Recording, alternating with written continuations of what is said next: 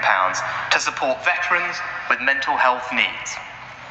And on current plans, the funding to support survivors of the thalidomide scandal runs out in 2023.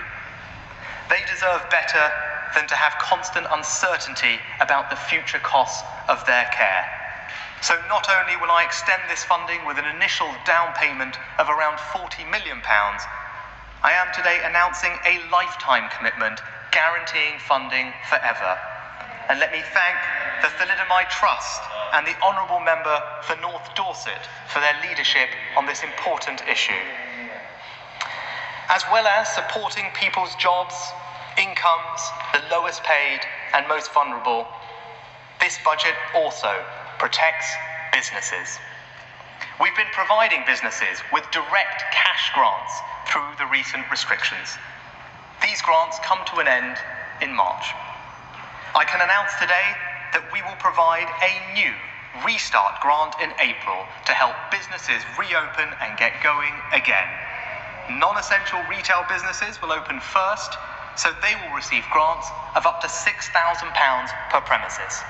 Hospitality and leisure businesses, including personal care and gyms, will open later or be more impacted by restrictions when they do, so we'll give them grants of up to £18,000.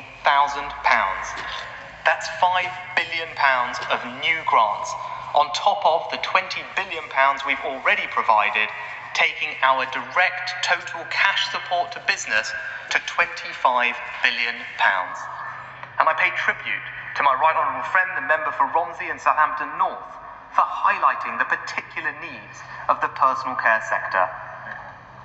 And with my right honourable friend, the Culture Secretary, we're making available £700 million to support our incredible arts, culture and sporting institutions as they reopen.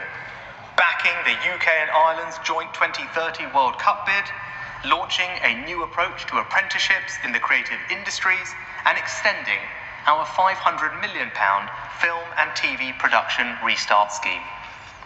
This is good Even with the new English. restart grants, some businesses will also need loans to see them through.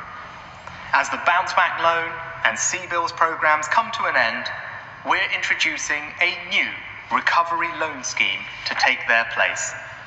Businesses of any size can apply for loans from £25,000 up to £10 million through to the end of this year. And the government will provide a guarantee to lenders of 80%. Last year, we provided an unprecedented 100% business rates holiday in England for all eligible businesses in the retail, hospitality and leisure sectors. A tax cut worth £10 billion. This year, we'll continue with the 100% business rates holiday for the first 3 months of the year, in other words, through to the end of June. For the remaining 9 months of the year, business rates will still be discounted by 2/3, up to a value of £2 million for closed businesses, with a lower cap for those who have been able to stay open. A £6 billion tax cut for business. One of the hardest hit sectors has been hospitality and tourism. 150,000 businesses that employ over 2.4 million people need our support.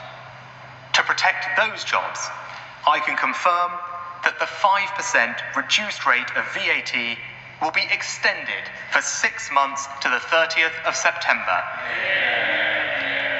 And even then, we won't go straight back to the 20% rate.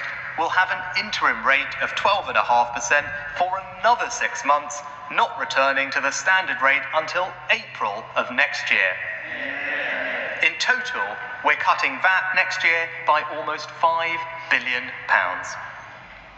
Madam Deputy Speaker, the housing sector supports over 500,000 jobs.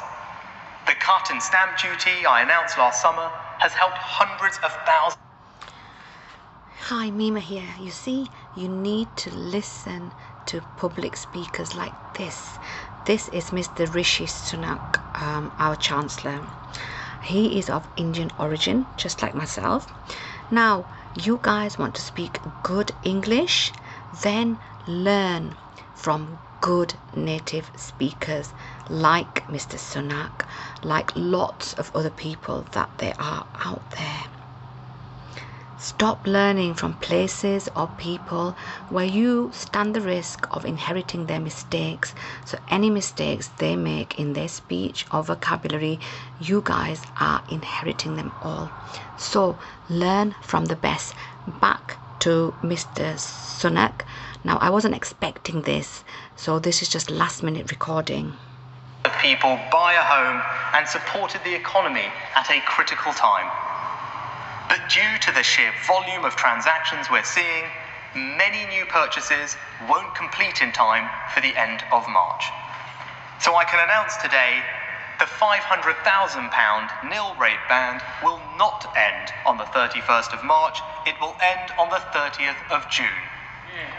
Then, to smooth the transition back to normal, the nil rate band will be £250,000, double its standard level, until the end of September, and we will only return to the usual level of £125,000 from October the 1st. Even with the stamp duty cut, there is still a significant barrier to people getting on the housing ladder: the cost of a deposit.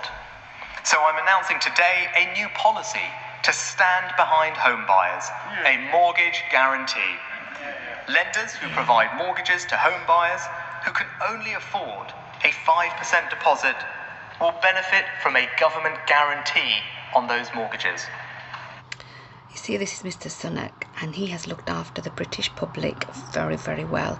Actually, our whole government has been amazing to take care of those people that encountered job losses or bereavements, deaths in the family, people who were struggling for food.